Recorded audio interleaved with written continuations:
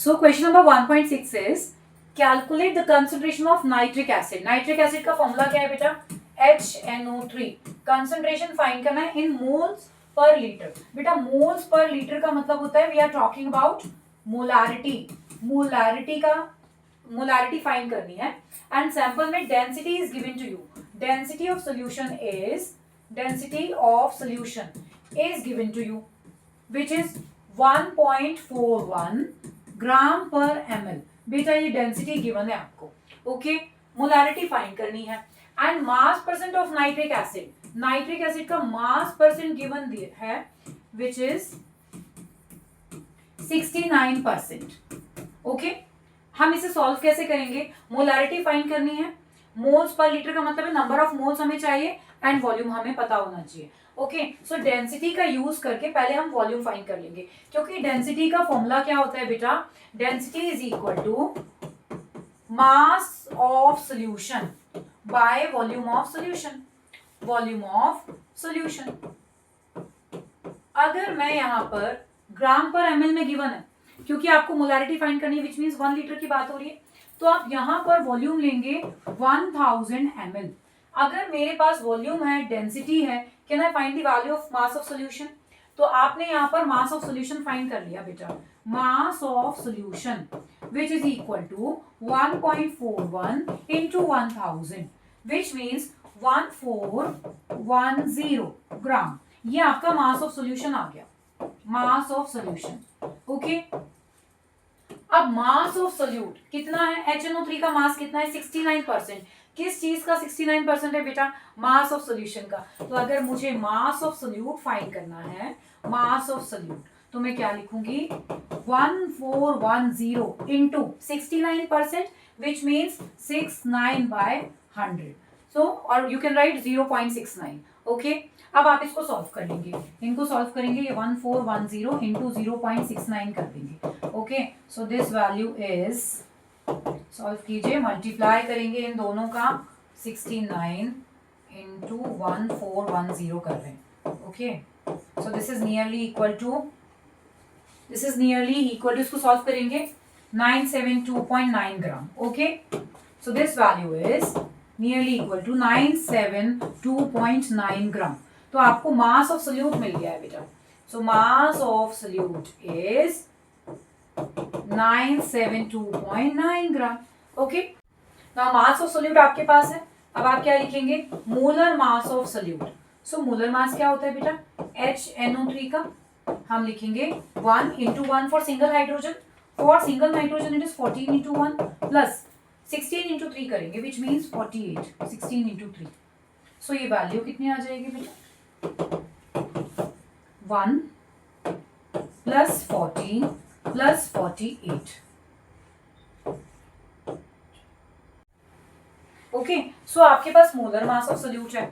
So molar mass of solute आपके पास है, मास ऑफ सोल्यूट है, मोलारिटी फाइंड कर लेंगे. So molarity is equal to mole mass 972.9 divided by 63 into 1 litre के लिए फाइंड करना है आपको, तो आप इसको सॉल्व कर लेंगे.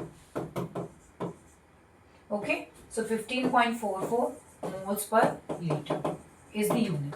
ओके, तो इस तरह से आप फाइंड कर लेंगे molarity of the solution which means आपने कंसंट्रेशन फाइंड कर लिया. So this is question number 1.6. Now question number 1.7. So question number 1.7 में आपसे पूछा है how much copper can be obtain from 100 gram of copper sulphate. Okay, so सबसे पहले copper sulphate की बात चल रही है, हम इसका मोलर मास फाइंड कर लेंगे. So molar mass of copper sulphate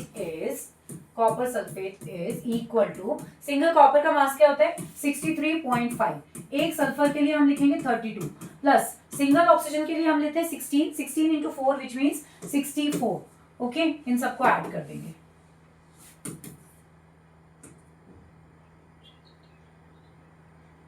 सो अभी इन सबको ऐड करके we'll gate 159.5.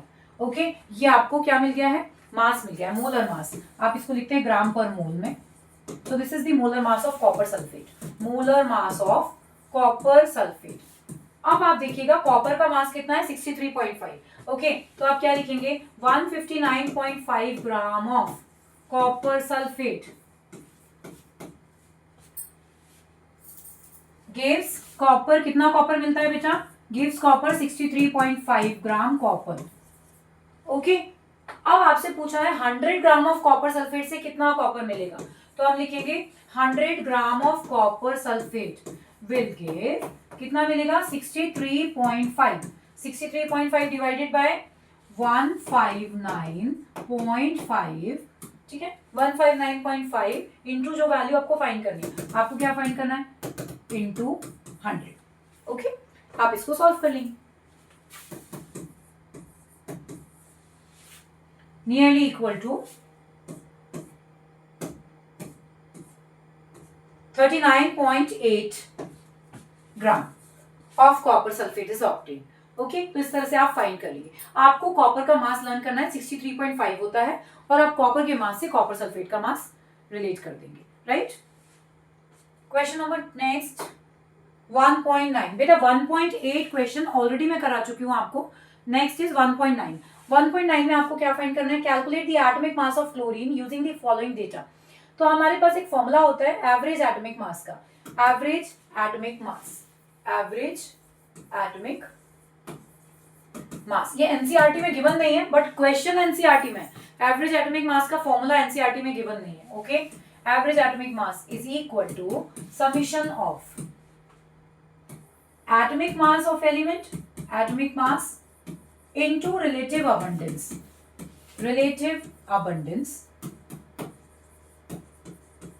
by summation of, or we can say natural abundance, summation of relative abundance,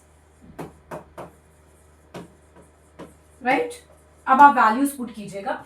सबसे पहले आपको जो स्पीशीज गिवन है इसकी नेचुरल अबंडेंस है 75.77%, मोलर मास आपको गिवन है, विच मीन्स एटॉमिक मास आप यहाँ पर लिखेंगे। So 39.496, नहीं 496, sorry, it is 34.9689, ये वैल्यू गिवन है बेटा, हमने एज इट इज लिख दिया। ओके, इनटू रिलेटिव अबंडेंस कितनी है बेटा 75.77 प्लस, अब हम सेकेंड स्पीशीज की लिखेंगे 36.9659 into 24.23 डिवाइडेड बाय इन दोनों वैल्यूज को आप ऐड कर देंगे। ओके, नेचुरल अबंडेंस जो गिवन है 75.77 प्लस 24.23, विच मीन्स ये नीचे वाली वैल्यू कैसे आ जाएगी 100। So average atomic mass of chlorine is 35.45। Okay, तो इस तरह से हम एवरेज एटॉमिक मास फाइंड कर लेंगे इस फॉर्मूले का यूज करके। ये फॉर्मूला एनसीईआरटी में गिवन नहीं है। Next question is question number 1.10। In 3 moles of ethane calculate the following. Ethane के 3 मोल्स में C2H6 इज इथेन। अब आपको क्या फाइंड करना है, number of moles of carbon atom 3 moles में। सो 1 mole of ethane, 1 mole of ethane में कितने कार्बन है बेटा, 1 मोल में है 2 carbon atoms, right. So 2 carbon atoms are present in 1 mole of ethane. अब आपसे पूछा है 3 मोल में कितना होगा, so 2 into 3 which means 6 moles of carbon atoms are present in 3 moles of ethane, right. ये हो गया आपका first point. Second is number of moles of hydrogen atom. अब आपको सिंगल मोल में देखना है, C2H6 में कितने हाइड्रोजन एटम्स हैं बेटा, 6 हाइड्रोजन एटम्स हैं। सो 1 मोल ऑफ इथेन, इसमें कितने हाइड्रोजन आए बेटा, 6 हाइड्रोजन एटम्स आर प्रेजेंट। अब आपसे पूछा है 3 मोल्स में कितने होंगे, सो 3 into 6 which means 18 moles of hydrogen. 18 moles of hydrogen atoms are present in 3 moles. Okay. Now third question is calculate the number of molecules of ethane. तो देखिएगा 1 mole of ethane, 1 mole of ethane is equal to, बताइए कितना होता है, किसी के भी 1 mole में कितना होता है 6.022 into 10 to the power 23 molecules, right। आपको 3 मोल्स में फाइंड करना है. सो 3 moles of ethane contains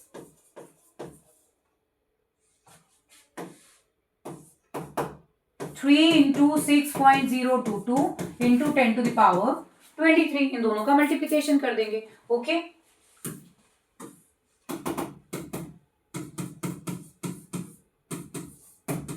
18.06 something you will get into 10 to the power 23 molecules. Right? Next question. 1.11.